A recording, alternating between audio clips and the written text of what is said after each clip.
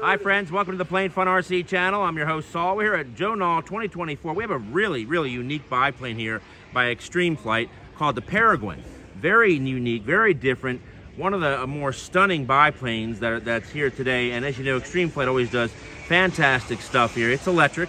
And we've got the owner here. Sir, tell us your name if you don't mind, please. My name's Ben Fisher. I'm one of the owners of Extreme Flight. We've been in business for 22 years in Cumming, Georgia.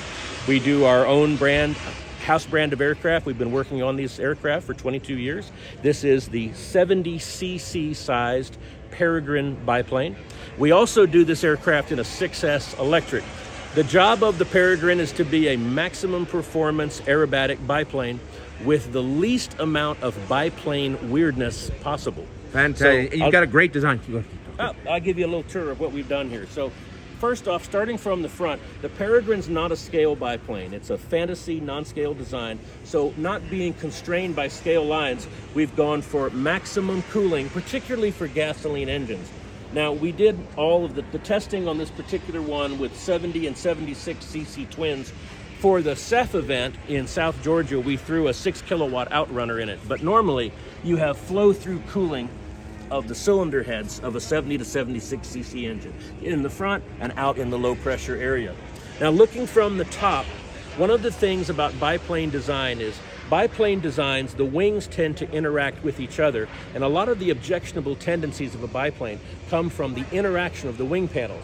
So if you have parallel wings on a biplane, and you bring the biplane wings together to lower coupling, eventually you'll reach a point at which they start to interact, form venturis. So one of the things we've done here is we have wings that are set.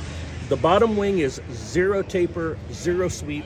The top wing is high taper, high sweep, which keeps the interaction between them to a minimum.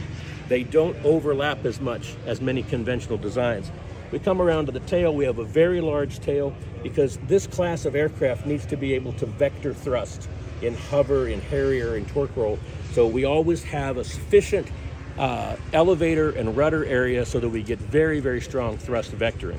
So the aircraft uses CNC aluminum quick latches. It's less than 5 minutes to put together at the field. Show me those latches if you wouldn't mind. So that's always important when we're doing biplanes, or any plane for that matter, especially if you've got one that's set up for electric. So you can see the latches here. Our wings are attached, our tail is attached, our hatches front and rear are attached with the CNC aluminum quick latches that drop into a lock. We use these on all of our aircraft. Now show me real quick, we're looking inside. Where would we put the batteries? Would they go here, or are we having to put them up in the engine compartment? So if you go with a 12S electric setup, this is our front hatch here, and you'd be putting the batteries here. And you've got the same quick latch system there. That is a nice setup. Folks, take a look at that. We know how difficult it is sometimes with some of our planes to get good access, easy access to the battery, especially some of the larger ones that were designed for gas, not so much for electric, and sometimes we have to do a conversion. Extreme Flight is taking care of that for you. Looks like they've even gone ahead, has some standoffs. Always important with your outrunners because you know that the distance from the front of the cowling to the rear of the outrunner isn't always long enough as it is on a gas engine. That's fantastic, my friend. Now, what is the wingspan on this particular airplane, if you don't mind? So this is 2 meters, 78 inches, sized for either a 6 kilowatt outrunner like our X-Power 60. There's a lot of competition in the 6 kilowatt class, plenty to choose from. Or if you went gasoline on it, 70 to 76cc twin. Fantastic. What's the overall weight, let's say the gas version and in the electric version? What could you tell us about that? We're going to be in the 19-pound range on either way. Fantastic. Very good. Now, when we talk about biplanes, struts can always be some of the difficult things to actually go through and put in. Do you have some type of easy release on the struts? These are simple pins, the friction pin design. It works extremely well for us. So you just insert the pin, twist, done.